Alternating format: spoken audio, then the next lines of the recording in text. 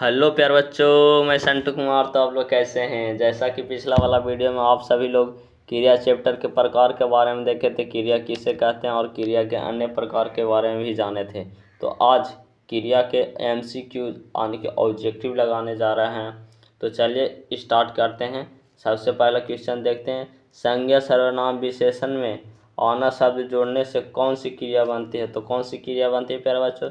तो नाम धातु क्रिया बनती है। नाम धातु कल बताए थे कि क्रिया कितने प्रकार होते हैं? 2 प्रकार के होते हैं। कितने प्रकार के? पहला सकारात्मक और दूसरा आक्रामक। क्वेश्चन नंबर दूसरा में देखते हैं। क्वेश्चन नंबर 2 में देखते हैं।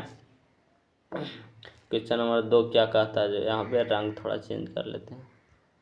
रंग थोड़ा चेंज कर लेते हैं। कहाँ गया भाई? यहाँ पे कलर थोड़ा चेंज करते हैं। वाइट ले लेते हैं। 2 मोहन सोहन को किताब देता है। मोहन सोहन को क्या देता है? किताब देता है। तो निम्नलिखित में से किस क्रिया का उदाहरण है? निम्नलिखित में से किस क्रिया का उदाहरण है प्यारे बच्चों? तो यहाँ पे देखिएगा, प्रेरणार्थक क्रिया पहला तो नहीं हो सकता है। दूसरा द्विकर्मक क्रिया हो सकता है, क्योंकि इसमें 2 कर्म लगा हुआ है। कितने कर्म लगा हुआ है? 2 कर्म लगा हुआ है। अब देखते हैं क्वेश्चन नंबर 3। क्वेश्चन नंबर 3 क्या कहता है? जो क्वेश्चन नंबर 3 को ध्यान से देखिएगा। अगर इस क्लास को आप ध्यान से देख लीजिएगा तो इससे बाहर ऑब्जेक्टिव बाहर पूछेगा ही नहीं, कोई भी एग्ज़ाम के लिए। ये सभी एग्ज़ाम के लिए महत्वपूर्ण क्लास है, ठीक। क्वेश्चन नंबर 3 देखते हैं। जब कोई धातु के अनुकरण से कौन सी क्रिया बनता है? जब कोई धातु के अनुकरण से कौन सी क्रिया बनती है? तो नाम धातु नहीं, मिश्र धातु नहीं, अनुकरण धातु का निर्माण होता है। क्या बोलता है क्वेश्चन? जब कोई धातु के अनुकरण से कौन सी क्रिया बनती है? कौन सी क्रिया बनती है? तो अनुकरण क्रिया बनती है। थोड़ा बोलने में मतलब प्रॉब्लम होता हुआ, क्योंकि शुरू मतलब यूट्यूब पे कोई भी आता है तो उसको बोलने में प्रॉब्लम होता है। तो थोड़ा मोड़ा गलती होगा तो मतलब माफ़ कीजिएगा। क्वेश्चन नंबर 4 में देखते हैं। क्वेश्चन नंबर 4 में देखते हैं। क्वेश्चन नंबर 4 क्या कहता है? 4 निम्न विकल्पों में से सकारात्मक क्रिया का चयन करें। क्या कहता है? निम्न विकल्पों में से कौन सी क्रिया का चयन कीजिए? तो सकारात्मक क्रिया का चयन कीजिए। तो इनमें देखिएगा आप लोग, सकारात्मक क्रिया कौन है? इनमें सकारात्मक क्रिया कौन है? तो पहले नहाना। क्या नहाना? कुछ नहाना, मतलब नहाना, इसमें कर्म लगा हुआ है ना, कर्म लगने की संभावना है। तो ये तो नहीं हो सकता। चलना, क्या चलना? कुछ भी नहीं चलना, यानी कि इसमें ना कर्म लगा हुआ है ना कर्म लगने की संभावना। सोना, क्या सोना? कुछ सोना, बस खाली व्यक्ति सोता है बस। इसमें कोई ऑप्शन नंबर डी होगा।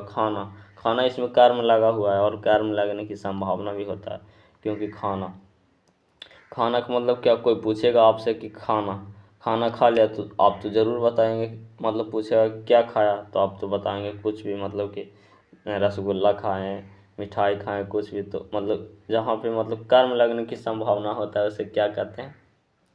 तो सकारात्मक क्रिया कहते हैं। तो ऑब्जेक्टिव में वही पूछा गया है प्रश्न में। निम्न विकल्पों में से सकारात्मक क्रिया का चयन कीजिए। तो ऑप्शन नंबर डी इसका राइट जवाब होगा। ऑप्शन नंबर डी इसका क्या होगा? राइट जवाब होगा। अब क्वेश्चन नंबर 5 देखते हैं। क्वेश्चन नंबर 5 क्या कहते हैं? ध्वनि के अनुकरण पर जो धात बनती है उसे क्या कहते हैं? ध्वनि के अनुकरण पर जो धात बनती है उसे क्या कहते हैं प्यारे बच्चों? तो ऑप्शन नंबर सी यहाँ पे देखिएगा, अनुकरणात्मक धातु। अनुकरणात्मक क्या कहते हैं? तो धातु कहते हैं। ऑप्शन नंबर सी इसका राइट जवाब होगा, अनुकरणात्मक धातु। क्वेश्चन नंबर 6 देखते हैं। क्वेश्चन नंबर 6 ध्यान से गौर से देखिएगा। अगर गौर से आप लोग देख लीजिएगा इस क्लास को तो समझ जाइए कि क्रिया चैप्टर का एक भी क्वेश्चन आप लोगों से नहीं छूट सकता किसी भी एग्जाम में। क्वेश्चन नंबर 6 को देखते हैं। जहाँ क्रिया में कर्म की आवश्यकता नहीं होती है। क्या बोलता है क्वेश्चन? जहाँ क्रिया में कर्म की आवश्यकता नहीं होती है उसे क्या कहते हैं? तो आकर्मक क्रिया कहते हैं। आकर्मक का मतलब जिसमें न कर्म लगा हो और नकार में लगने की संभावना हो, नकार में लगने की संभावना हो। ठीक है, उसे क्या कहते हैं? अकर्मक क्रिया कहते हैं। सकारात्मक में क्या होता है? जिसमें कर्म लगा और कर्म लगने की संभावना। इसका ऑप्शन नंबर बी राइट जवाब होगा। यहाँ पे देखिएगा ऑप्शन के अनुसार आंसर नीचे दिया हुआ है।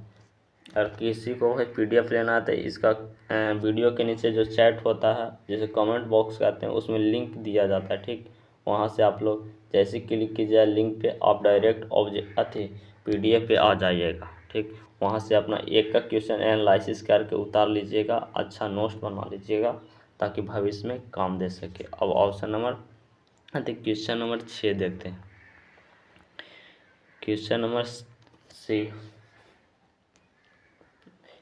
नंबर 7 को देखेंगे। सकारात्मक क्रिया वाला वाक्य है। सकारात्मक क्रिया वाला वाक्य इनमें कौन है? पक्षी आसमान में उड़ती है, ये तो नहीं होगा। मछली जाल में रहती है, ये भी नहीं होगा। मीरा जोर से हंस रही है, ये भी नहीं होगा। मोहन पुस्तक पढ़ रहा है, ये राइट जवाब होगा ऑप्शन नंबर डी। मोहन क्या पढ़ रहा है? तो पुस्तक पढ़ रहा है। कोई पूछेगा कि मोहन क्या पढ़ रहा है, तो पुस्तक पढ़ रहा है। जिसमें कर्म लगा हो या कर्म लगने की संभावना हो उसे क्या कहते हैं? तो सकर्मक क्रिया कहते हैं। इस बात को आप लोग ध्यान से दिमाग में फिट कर लीजिएगा। इसका ऑप्शन नंबर राइट जवाब डी होगा। 8 में देखेंगे। क्वेश्चन नंबर 8 में क्वेश्चन नंबर 8 क्या कहता है? कर्म के आधार पर क्रिया के कितने भेद होते हैं? आने की पूछ रहा है। कर्म के आधार पर क्रिया के कितने भेद होते हैं? तो 2 भेद होते हैं। आप लोगों को पहले भी बता दिए थे, एक सकारात्मक क्रिया और दूसरा अकर्मक क्रिया। सकारात्मक क्रिया और अकर्मक क्रिया। ऑप्शन नंबर इसमें क्या होगा? तो बी होगा, ऑप्शन नंबर बी। और क्वेश्चन नंबर 9 देखते हैं। क्वेश्चन नंबर 9 थोड़ा इसको छोटा और कर लेते हैं ताकि प्रॉपर तरीका से आप लोग को दिखा जा सके। क्वेश्चन नंबर 9, जहाँ कर्ता स्वयं कार्य न कर किसी दूसरे व्यक्ति को कार्य करने के लिए क्या करता? तो प्रेरित करता। क्या करता? प्रेरित करता। जहाँ कर्ता स्वयं कार्य न कर किसी दूसरे व्यक्ति को कार्य करने के लिए क्या करता है प्यारे बच्चों? तो प्रेरित करता है। क्या करता है? प्रेरित करता है। उसे क्या कहते हैं? तो प्रेरणार्थक क्रिया कहते हैं। जहाँ पे प्रेरित दिखे समझजनक वो प्रेरणार्थक क्रिया ही होगा। ऑप्शन नंबर इसका राइट जवाब आप लोग याद रखिएगा। क्वेश्चन नंबर 10 में देखते हैं। क्वेश्चन नंबर 10 क्या है? मोहन सोहन से पत्र लिखवाता है। क्या लिखवाता है? तो पत्र लिखवाता है। क्या लिखवाता है? पत्र लिखवाता है। तो यहाँ पे क्या होता है? मोहन क्या कर रहा है? तो सोहन को प्रेरित कर रहा है किसी काम के लिए। तो वो कौन सा काम होगा? तो पत्र लिखने के लिए बोल रहा है। यानी कि मोहन प्रेरित कर रहा है किसको? सोहन को।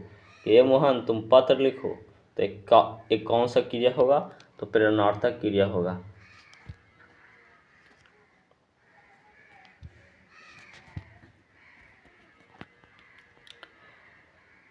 अब देखेंगे question number 11।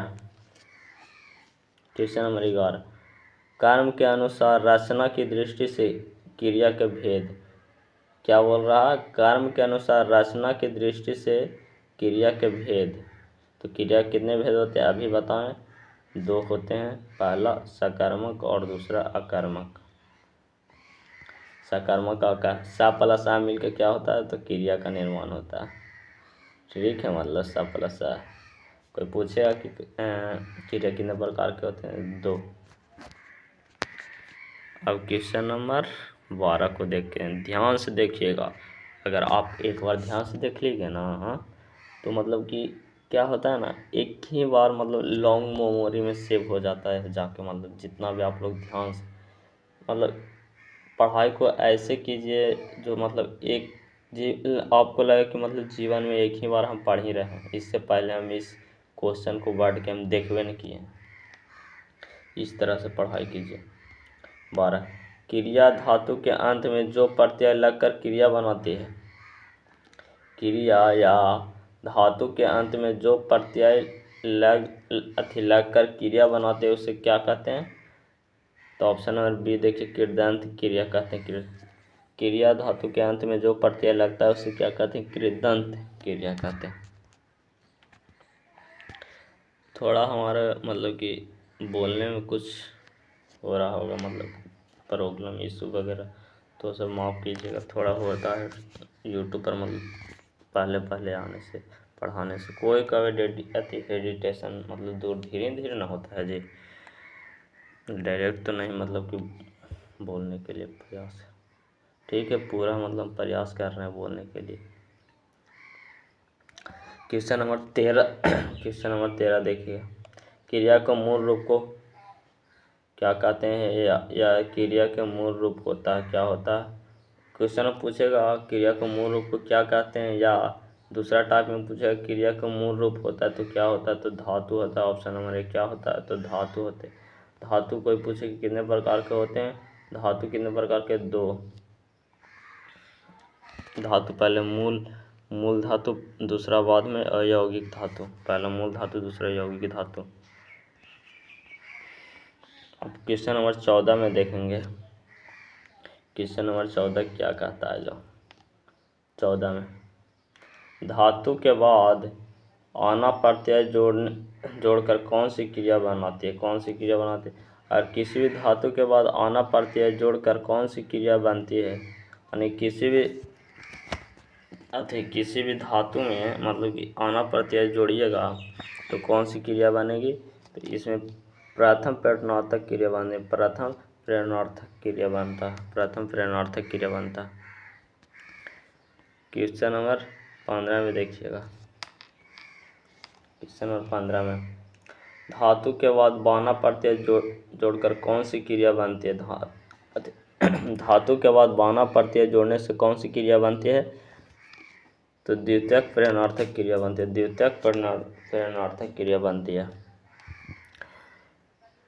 Question number 16, question number 16 में देखेंगे,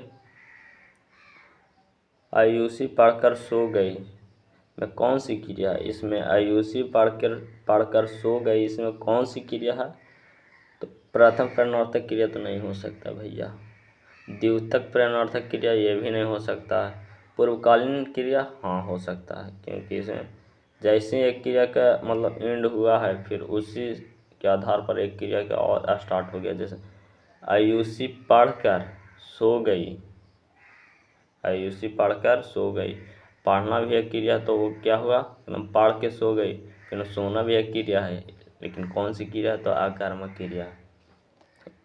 इसमें ऑप्शन नंबर राइट जवाब सी होगा, पूर्वकालीन क्रिया, पूर्वकालीन क्रिया। तो 16 क्वेश्चन है इसमें। अगर वीडियो आप लोग को अच्छा लगा होगा तो लाइक और सब्सक्राइब जरूर कीजिएगा, और अपने दोस्तों के पास शेयर कीजिएगा, और हमारे चैनल के बारे में बताइएगा कि यहाँ पे बहुत अच्छे से पढ़ाई किया जाता है। जय हिंद, चलते हैं नेक्स्ट वीडियो में मिलते हैं न्यू चैप्टर के साथ।